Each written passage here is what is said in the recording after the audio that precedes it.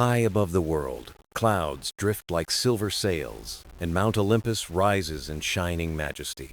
From this sacred peak, the gods look down and weave the stories of the cosmos. Among them stands Zeus, Lord of Thunder, ruler of the skies. His voice shakes mountains, his power commands storms. Yet within him lies the quiet burden of responsibility and care. But our tale today is not one of conquest or thunder. It is the story of a bond, gentle yet powerful, between a father and his radiant daughter. Her name is Artemis, the Huntress of the Moon.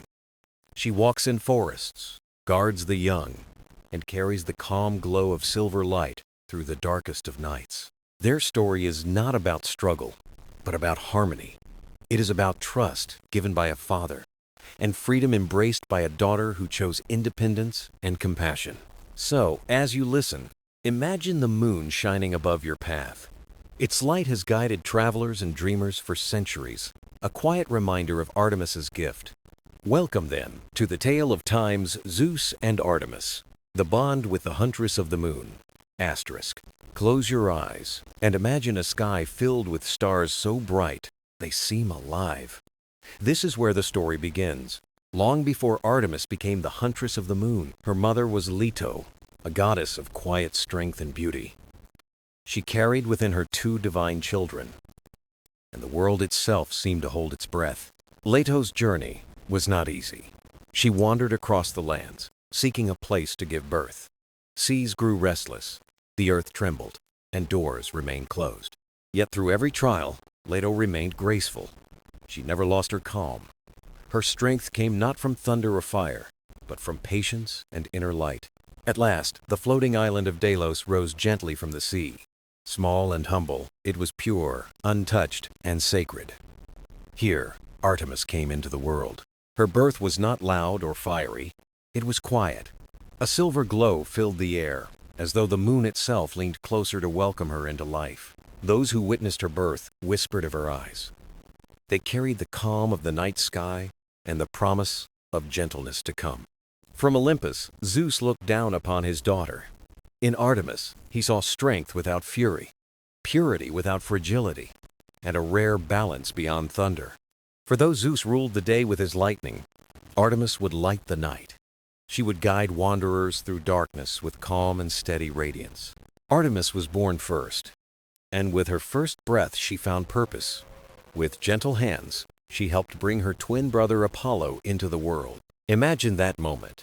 A newborn goddess, serene and radiant, already carrying the wisdom of the moon.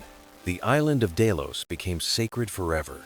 Temples would rise there, songs would be sung, and mortals would journey across the seas to honor the light of the Huntress born from silver glow.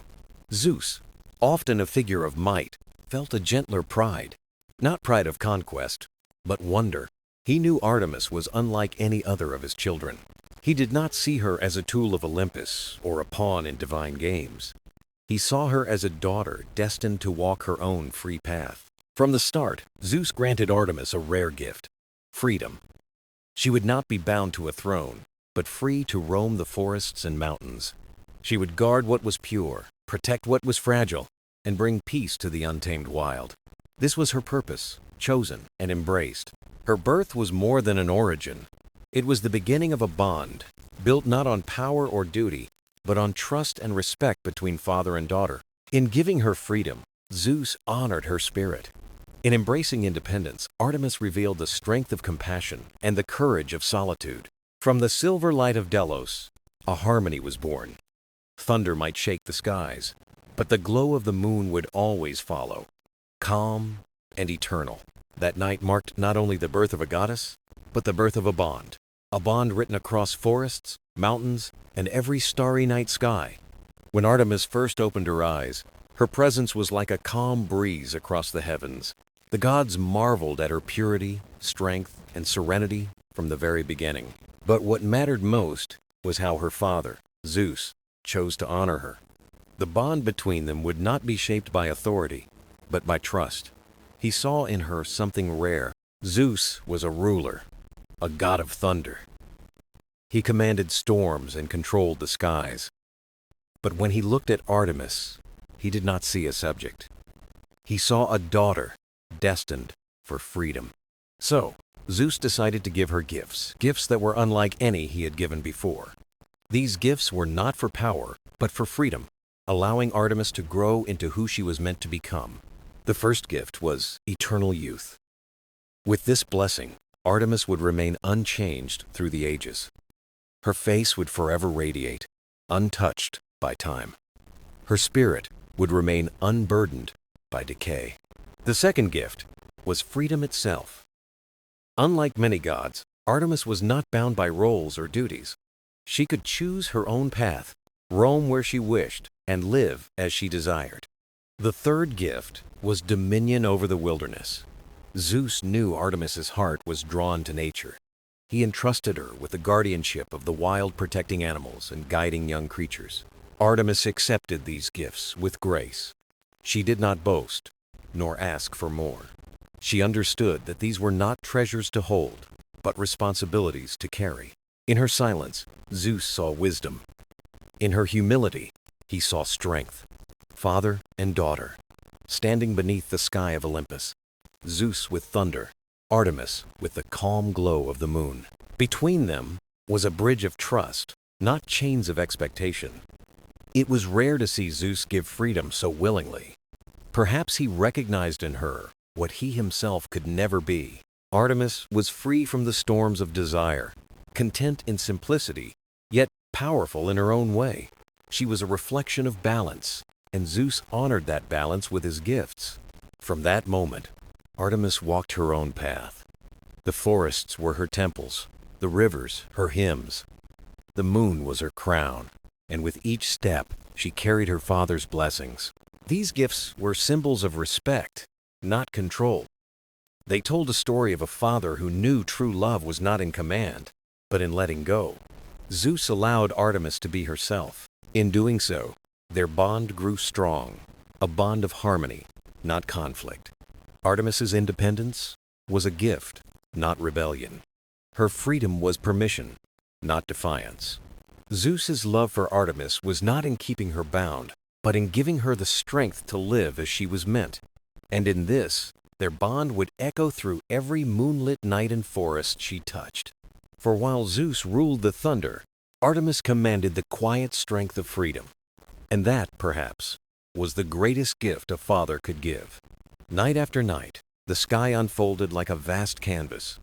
Stars flickered like whispers of eternity, and the moon rose in silver glow, quiet yet powerful.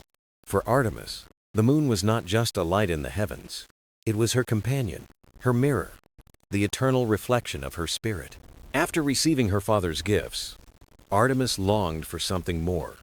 Not a throne nor a crown, but a light that belonged to her soul. She found it in the moon, soft and radiant. Its glow was gentle, never harsh, guiding travelers and comforting the lost in darkness. The moon did not roar like thunder, nor burn like the Sunday. It moved quietly, offering peace to anyone who looked up at night. Artemis asked Zeus for this bond with the moon. He agreed with rare delight, seeing his daughter choose serenity over conquest. In a world dazzled by strength, Artemis chose calm. Her choice revealed the hidden power of silence and balance. From then on, she was forever linked with the silver orb above. Mortals saw the moon as her eternal presence in the sky. The moon waxed and waned, teaching rhythms of life. Artemis embraced its cycles, knowing that balance was nature's truest wisdom. To her, fading was not weakness, but renewal. Light and shadow danced together, reminding mortals that no season lasts forever. Zeus, Lord of Storms, admired her choice. His power came with noise and fire, while hers was stillness and grace. Through Artemis, Zeus saw another kind of strength, power that did not shake the earth, yet endured through every night. Mortals sang songs of Artemis's moon. Farmers sowed under her glow, travelers prayed for guidance, and children found comfort in her light. Her bow was sharp, yet her true gift was presence. She gave peace, not fear, and light, not destruction. For Zeus, his pride deepened. The thunder may frighten, the sun may dazzle, but the moon quietly soothed mortal hearts. As Artemis roamed forests and mountains, the moon followed. Wherever she walked, its silver light walked with her. The heavens seemed to choose her as their companion. In that bond, she found joy not in glory, but in belonging. Her crown was not of gold, but of light. Her throne was not marble, but the vast sky stretched across the night. Every evening, mortals gazed upward and saw her promise, a promise that no matter how dark, light would always return. It was a gift asking for nothing in return, yet giving everything. A beacon of hope, a reminder of cycles, a touch of peace. Artemis carried her radiance not in thunder nor fire, but in the silver glow softening the night. Her bond with the moon was eternal, and through it, her bond with her father deepened into harmony and trust. For Zeus knew she had chosen wisely. She had chosen a light that heals, guides, and endures. And in that choice, the world gained not just a goddess, but a gentle companion in every night sky. In her youth, Artemis carried her bow with eagerness and care. The forest was her sanctuary, where shadows danced with light and leaves whispered like sacred hymns. Deer roamed beside her, hares darted through undergrowth, and birds sang bright songs at dawn. The forest became her classroom, her temple, her stage. Every tree and stream taught her the rhythm of balance and the harmony of nature. For Artemis, the hunt was never about conquest. It was not the thrill of dominance, but the art of understanding. When she drew her bow, it was with respect, never cruelty. Her arrows were symbols of skill and connection, not destruction. From the heavens, Zeus watched with pride and curiosity. He saw not a warrior of chaos, but a guardian who listened. Where he commanded storms with thunder, she commanded silence with grace. One night, beneath the silver moon, Artemis set out for her first true hunt. The forest pulsed with life, every sound alive, every step deliberate. From the shadows appeared a stag, crowned with antlers like branches reaching for stars. It stood tall, unafraid, watching her with calm, steady eyes. Artemis raised her bow, but her heart whispered a different truth. In that instant, she understood that to hunt was not always to strike. Sometimes, the greatest act of strength was restraint. The stag bowed its head, as if acknowledging her, then vanished into mist. Artemis smiled, certain of her path. She was not born to destroy, but to protect. Her bow was a tool of guardianship, not conquest. When she returned to Olympus, Zeus asked what she had found. She answered, "The hunt is not always in the arrow, Father. It is in knowing when not to release it." Zeus, used to victories of might, felt wisdom in her words. Restraint, chosen with purpose, could hold more power than thunder. From then on, her hunts became stories whispered among mortals. They spoke of a goddess who roamed forests as a protector, not a tyrant. Prayers rose not for her arrows, but for her blessing and presence. Animals sensed her spirit. Birds flew near, deer walked beside her, wolves bowed their heads in trust. Nature itself embraced her as kin. Her moonlight spilled across seas and mountains, carrying her promise of balance. Mortals saw her not just as a huntress, but as a symbol of harmony. Strength, she showed, was not in what you take, but in what you guard. Zeus grew prouder of her. He gave her the bow and arrows to hunt. Yet she discovered compassion within strength. Her first hunt left no mark of blood, but shaped her destiny. She became a goddess of the wild, walking beside nature, not above it. Her crown was the moonlight, her throne the night sky. Her legend grew not as a slayer, but as a guardian. Her first hunt was not an end, but a beginning. It became her eternal promise, a promise echoing in forests, shimmering in rivers, glowing in the moon. Wherever shadows stretched, her light would follow. Artemis grew swiftly into her role as the moonlit huntress. She roamed forests, rivers, and mountains, yet her heart longed for something more. She did not desire riches, palaces, or crowns like other Olympians. What she sought was an oath, a promise to define her life. One evening, under the glow of twilight, she approached Zeus on Olympus. He sat upon his throne, storms humming softly around him.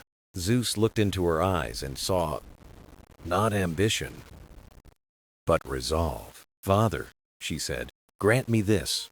Let me remain forever young." Her voice was steady, filled with certainty, not doubt. Zeus paused, for eternal youth was rare, even among gods. But he understood she did not seek power, only freedom. She wished to walk with her bow and her moon, unbound by time. With a nod, Zeus agreed, and thunder rolled gently above. Light swept over Artemis, sealing her youth forever. But she was not finished. "Grant me also a life free from marriage," she said. "I wish to roam unclaimed, my spirit unbound by ties." Zeus smiled faintly, amused at her courage. Unions often meant power, yet she sought independence instead. "Very well," he replied. "Your freedom shall be eternal." Her heart lifted, but she asked again, "Give me forests as my domain, mountains as my throne. Let me guard the young, guide the lost, and protect the wild. Let every creature know me not through fear, but through care." Zeus listened, and his stern face softened. He saw a goddess who understood her calling with clarity. So he granted her dominion over the wilderness. Her oath continued, shaping the heart of her divinity. She asked for nymphs to accompany her in laughter and song. She asked for swift hounds and the loyalty of the stag. She asked for a bow of silver light, pure and eternal. Each vow was granted, each request bound in promise. By the end, Artemis was no longer just Zeus's child. She was the huntress of the moon, the maiden of the wild. She became the guardian of the young and innocent. Her oath spread as legend across lands and seas. Mortals saw her as the goddess who chose freedom over chains. Children prayed for her protection, melons for strength. Travelers lifted their eyes to her moon for guidance. Zeus felt pride deeper than any thunderstorm could bring.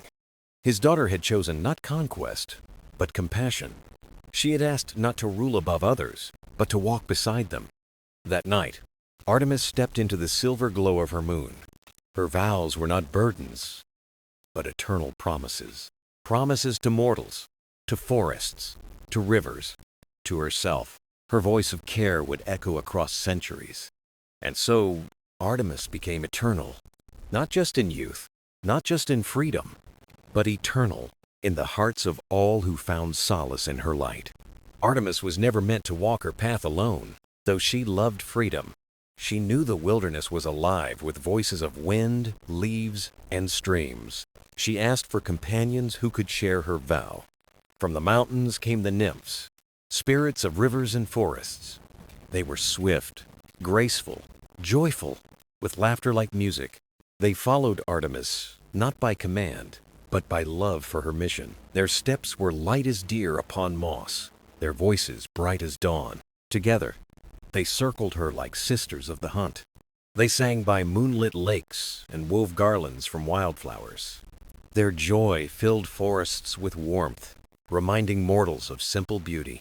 Yet Artemis wished for guardians, not only laughter. To her came the hounds, swift and loyal. With shining eyes and tireless limbs, they bounded across valleys. They chased the wind, following Artemis with fierce devotion. Mortals whispered of a huntress with glowing hounds at night. They saw silver streaks racing under the moon, her pack eternal. But Artemis's bond was deeper still. She looked upon the stag, noble and proud. Its antlers rose like branches of an ancient tree. The stag bowed its head in honor, pledging grace to her. It became her sacred creature, symbol of majesty and freedom. In this harmony, Artemis's spirit found its strength complete. She ruled not by fear, but by love freely given.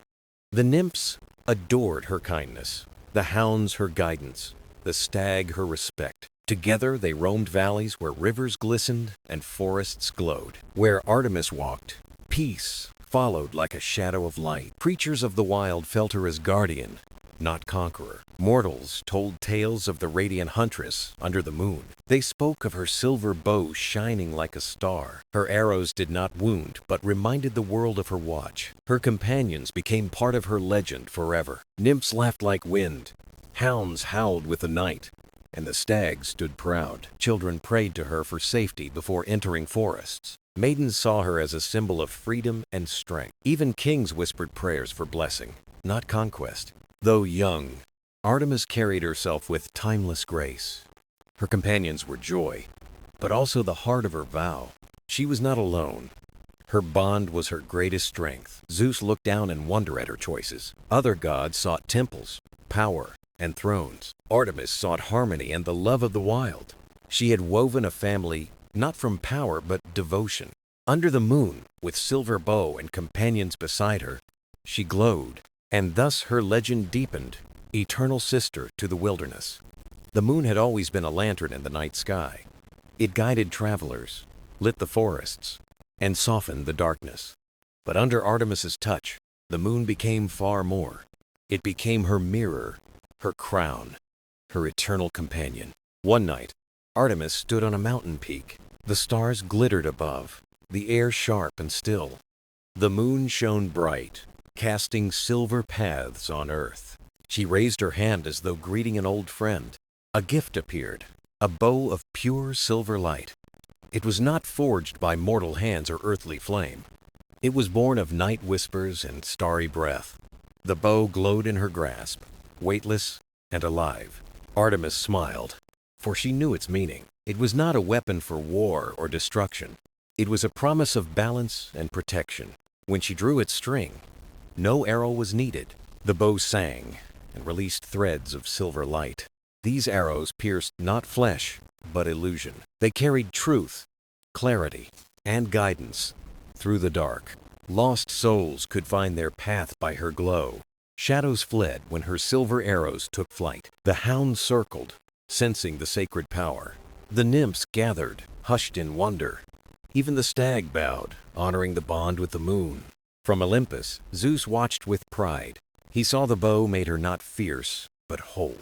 It bound her vow, her companions, her role as guardian. The moon itself became her eternal ally in the skies. From that night, the world knew her by her bow. Mortals told of glowing arrows guiding the lost. Sailors whispered of silver light across stormy seas. Children prayed under the moon, certain she would hear. The bow was not a weapon, but a promise. A promise that night should not be feared. A promise that even in darkness, light remains. A promise that the wild is never cruel under her care. The bow grew beyond her legend alone. It became a sign of hope for wanderers. Its silver glow told them they were never alone. The moon would shine, and Artemis would guard. So she stood under the eternal night sky, silver bow in hand, moon above, companions beside her.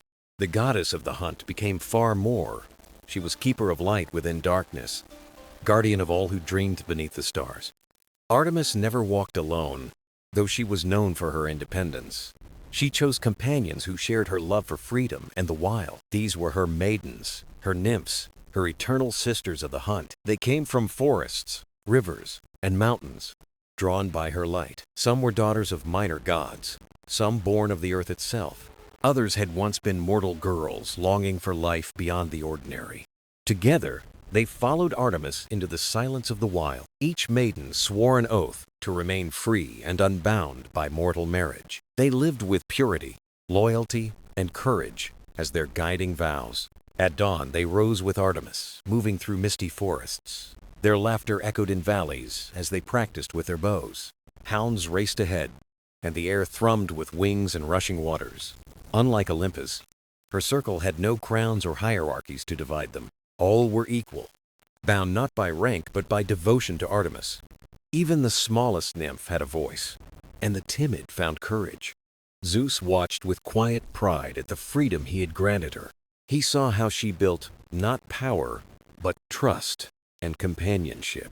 Her maidens became symbols of what true freedom could mean. Callisto was among the most beloved, swift and fearless in the hunt. Her laughter rang like music, and her bond with Artemis was deep. But challenges always came, for the world was not always kind. Temptation and jealousy often tested the vows her maidens had sworn, yet Artemis remained firm, her bow a reminder of unity and light. She comforted her sisters when doubts or shadows reached their hearts. To mortals, her circle seemed like a dream beneath moonlit skies. Stories spread of maidens dancing, their hair silver in the glow. They became symbols of beauty, freedom, and divine harmony. Their lives carried a message beyond myth and mortal tales. They showed that loyalty to values could forge unbreakable bonds. They proved that shared freedom created strength greater than any throne. The bond between Artemis and her maidens mirrored her trust with Zeus. It was built not on control, but on respect and care. Through this trust, Artemis built a family beneath the open sky. At night, she led her companions in song beneath the rising moon. Their voices wove together, threads of light drifting across forests. The song praised the earth, the animals, and the balance of all things. Legends say if you wander the woods at night, you may hear it, a soft melody, like leaves whispering or water flowing through stones. It is a reminder that freedom and fellowship can walk side by side, and that the moonlight still guards the wild, with Artemis watching. The bond between Zeus and Artemis was tested, as all bonds are, even among gods. Trust was a fragile flame that could flicker in the winds of doubt. Artemis held a freedom unlike any child of Zeus, and it drew attention. Some whispered, no maiden should remain unbound by love or marriage. Others envied her power, her closeness to Zeus, and her loyal companions.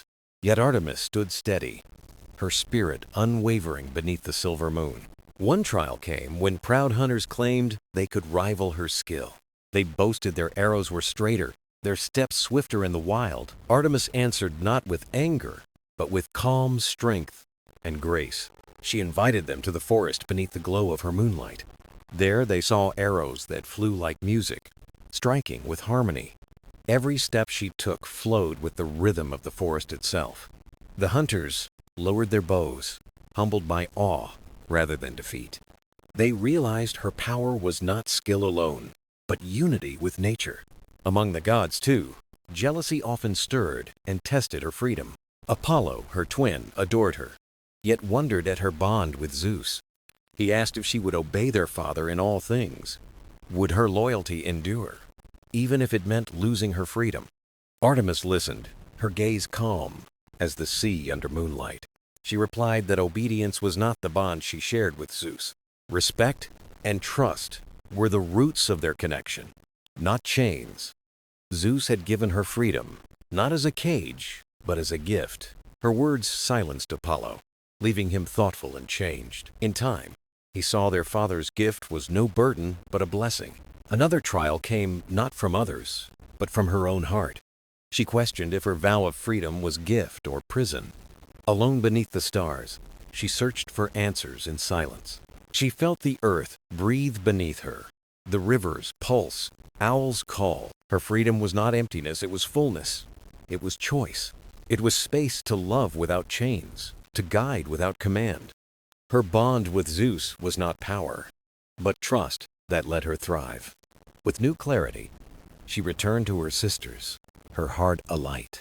She sang beneath the moon, her voice carrying through the trees. Her vow was renewed, not by force, but by her own will. The hunters had learned respect.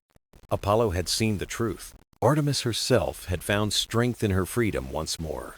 The bond with Zeus shone brighter, tested yet unbroken.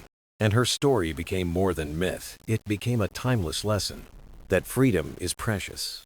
Trust must be nurtured, and respect endures.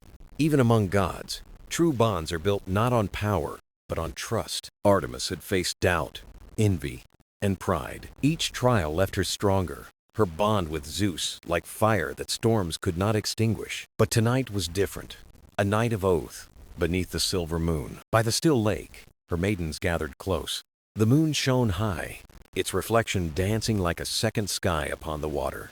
Artemis stood tall, bow on her shoulder, hounds watching at her side. The forest held its breath, waiting. Her eyes moved across her companions, her sisters in freedom. She spoke with calm power, words that would shape their path forever. She reminded them of their vow, to live unbound by mortal chains, to walk in harmony with the wild, to carry moonlight as their guide. But she also spoke of trust, the trust Zeus gave her, and the trust she now placed in them, her chosen sisters. Freedom, she said, is not without bonds, but choosing which bonds we honor. Her voice floated like music, carried deep into the woods. The maidens listened, faces glowing in silver light. One by one, they stepped forward, touching the water. Ripples spread across the lake, carrying their promises away. Each vow rose like prayer, weaving together in a chorus of devotion. From Olympus, Zeus watched with pride. He had given her freedom, and she had turned it into sanctuary. Not chains, not rules, only choice. They were united not by fear, but by trust and love. The forest stirred in blessing. Owls called, leaves whispered, stars burned brighter above. The oath had awakened the night itself. Artemis raised her bow high toward the moon. "Let this light remind us," she said. "We walk free, together, unbroken." Her words shone brighter than fire. The maidens echoed her vow, their voices rising into the night. Their song carried through valleys, rivers, and mortal dreams. In that moment, her bond with Zeus deepened. He saw not conquest, but wisdom in her trust. The moon's glow wrapped her in endless light. This oath was not just for Artemis and her maidens. It was a promise for the world. Freedom, when honored, becomes a light for all. Mortals believed that each full moon renewed the vow. The silver glow upon rivers and lakes was their sacred touch. Courage blossomed in mortal hearts. They too could choose bonds wisely, with respect and trust. Thus the oath of Artemis became more than myth. It became a guide for gods and for humankind. The seasons shifted, and mortals prepared their festivals. In valleys and mountains, they gathered under the moon to honor Artemis. These nights were more than rituals. They were bridges to the divine. Fires blazed in circles, casting shadows over fields and stone walls. Villagers brought fruits, honey, and spring water, gifts of purity. They offered what was gentle, reflecting the spirit of Artemis. Young maidens in white danced with voices rising in hymns. They sang of the silver bow, the wild hunt, and the free goddess. Children played, chasing imagined deer across the meadows. High in the hills, a sacred grove waited in silence. Priestesses drew water from a hidden spring of silver light. They poured it at the roots of oaks, renewing life and balance. The night grew still as all awaited the rise of the moon. It climbed the horizon like a crown, glowing with power. The priestesses lifted their arms, calling upon Artemis. They asked for protection, freedom, and harmony with nature.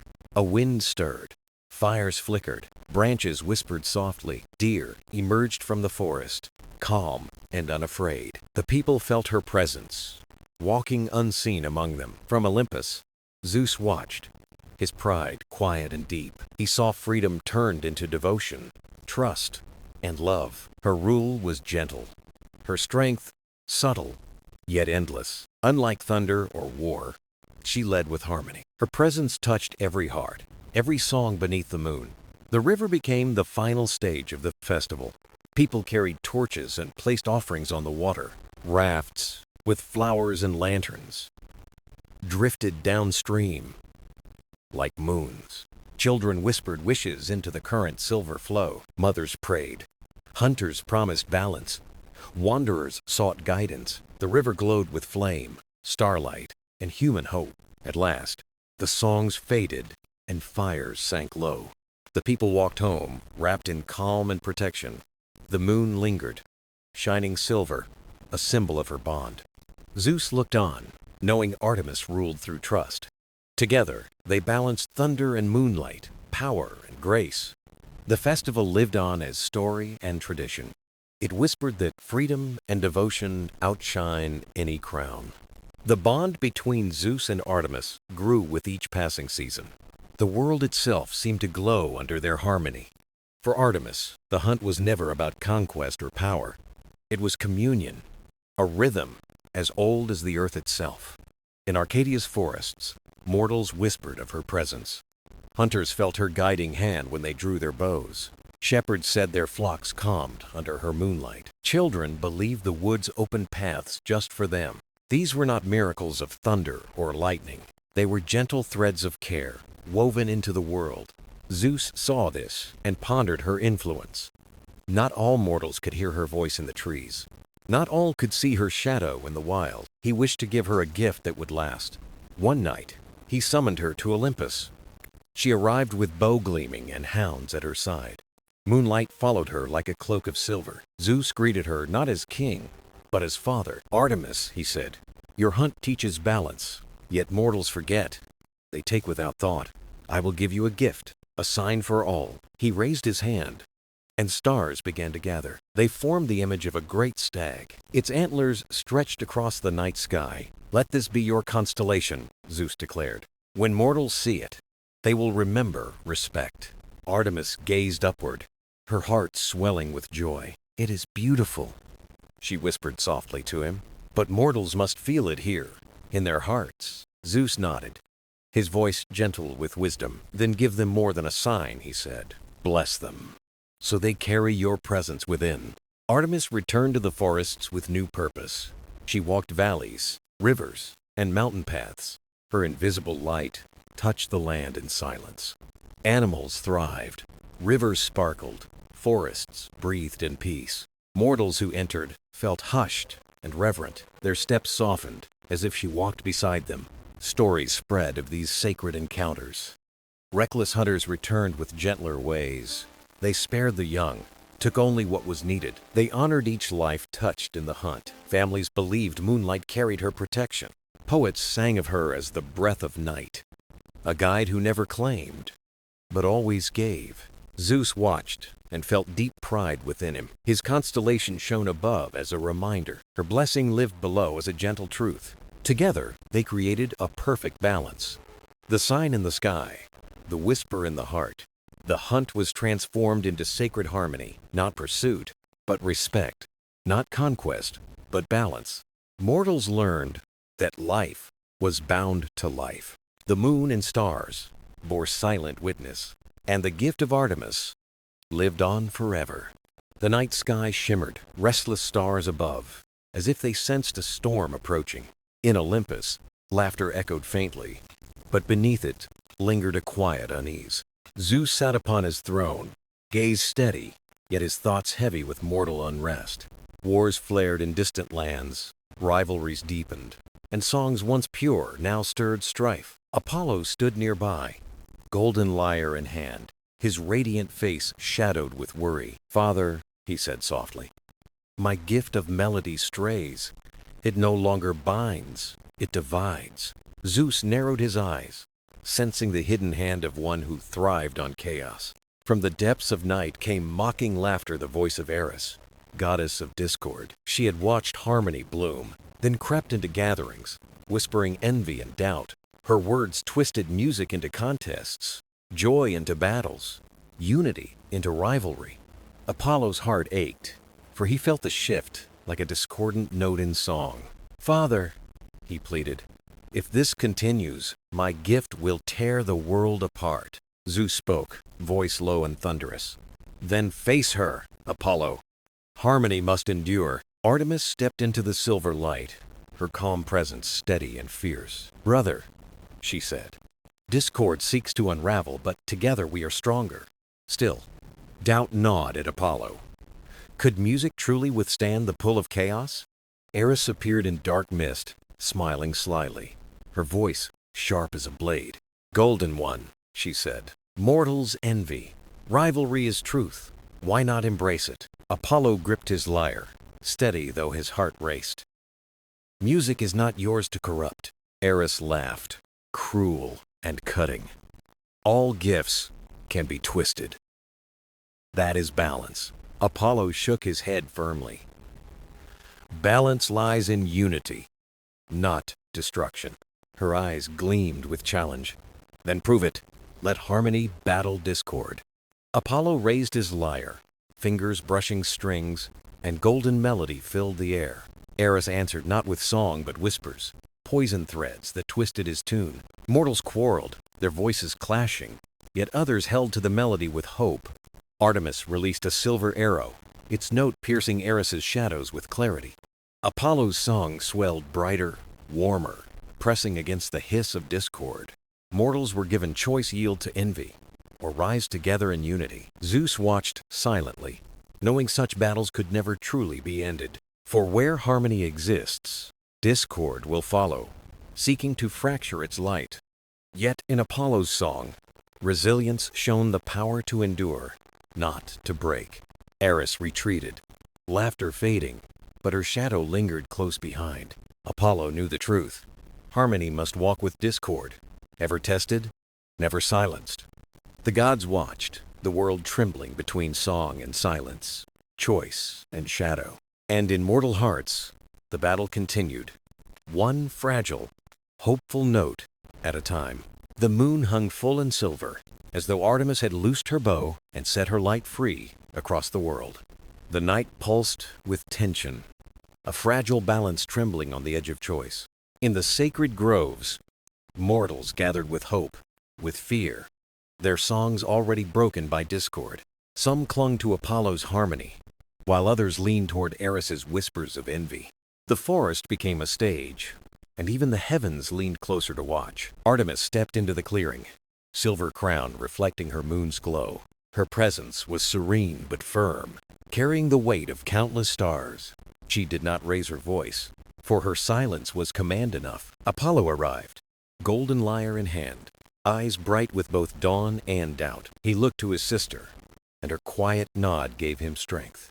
The air shivered as Eris emerged from mist, her smile curved like a blade. "So," she hissed, "children of Zeus unite, but envy is truth, why deny it?" Apollo lifted his lyre, but Artemis answered first, her voice calm and steady. "You twist unity into division, Eris. That is not truth, it is hunger." Eris laughed, her voice spreading like cracks across glass. "And yet, mortals, listen," she said. "They drink envy like wine." Zeus appeared then, distant thunder marking his arrival, eyes sharp and watchful. He did not command, he simply stood as judge of the trial. The trial began with music. Apollo strummed his lyre, bright notes filling the air. Each string sang of unity, of hearts finding strength when bound together. Eris answered with whispers, dark threads creeping like smoke. "He plays for pride," she said. "Why sing for his worship?" Some mortals believed her and turned away from Apollo's song. Artemis stepped forward, drawing her bow without arrows. From its taut string came a silver note, clear and true. Her voice followed, calm and sure. "You are not bound to envy." Mortals wavered, torn between harmony's warmth and discord's temptation. For hours, the struggle stretched music against whispers, light against shadow. Apollo's melody did not falter. Artemis's presence held steady. At last, one mortal lifted their voice to join the song. Then another followed, and another, until harmony swelled stronger. Eris's smile faltered, her sharp voice hissing with frustration. "You may hold me off today, but envy always returns," she warned. The clearing fell silent as her shadow slipped away. Zeus's voice rumbled like thunder. "Balance will always demand guardians." Artemis lowered her bowstring. Apollo stilled his lyre. Brother and sister stood side by side, sunlight and moonlight mingling. The mortals carried the memory, their hearts steadied by harmony's endurance. The moon shone brighter, as if Artemis whispered across the sky, "The trial is eternal, but so too is our bond." The night after the trial was calm. The forest breathed again, no longer heavy with whispers of discord. Leaves rustled in the breeze, and the stars gleamed proudly above. The moon hung high, silver and full, casting its serene glow. Artemis walked silently through her groves. Her steps were as soft as the wind brushing the trees. She carried the memory of the trial, and the weight of its meaning. Eris had been driven away, but Artemis knew she would return. That was the nature of discord, endless, restless, inevitable. Yet balance had been preserved, and that gave her strength. Elsewhere, Apollo sat with his golden lyre on his knees. His fingers traced the strings, not to play, but to feel their promise. He had feared his gift was broken, beyond repair. But now he understood harmony was not fragile. It endured storms. Artemis approached and sat beside him in silence. The quiet between them was full, heavy with trust and bond. Brother and sister, they had faced discord and endured together. Apollo broke the silence first. "Music alone is not enough," he said softly. It can inspire, but it can also falter, even be twisted. Artemis's voice was steady, touched with wisdom, and yet it endured, not because of you alone. It endured because mortals chose to rise. Harmony is not yours to keep. It belongs to all. Apollo turned, startled by her words. He had always seen his gift as divine, granted by Zeus. But Artemis revealed a deeper truth. Harmony was also mortal, chosen again and again. Zeus appeared, his presence fast yet gentle. No thunderous wrath, no blinding light, only calm strength. His gaze rested proudly on his children. "You have done well," his voice rumbled. "But remember, balance is eternal. Discord will return as night follows day. What matters is not her presence, but your strength." Artemis bowed her head in silence. Apollo nodded, still gazing at his lyre. Zeus lifted his hand, and the stars shimmered brighter. A gift descended, woven of silver moonlight and golden Sunday. He placed it in their hands, warm and alive. "This is not a weapon, but a reminder," Zeus said. "A bond of moonlight and music, silver and gold. Together you carry the hope of gods and mortals." The gift pulsed with warmth, not to destroy, but to guide. Mortals in the clearing saw the glow and felt its call. They remembered the trial, the choice, the unity. Eris would return, yes, but they no longer feared her, for within them was a note of Apollo's song and a glimmer of Artemis's eternal light. As dawn neared, Apollo strummed his lyre. Artemis raised her bow, silver in the fading night. The first rays of sun touched the last silver of the moon. Day and night stood together, side by side.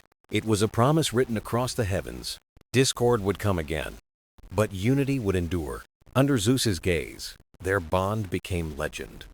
A bond of light and song, of sun and moon, of sister and brother, of harmony against discord. A bond mortals could carry too. Every time they chose unity over division, every time they chose harmony over discord,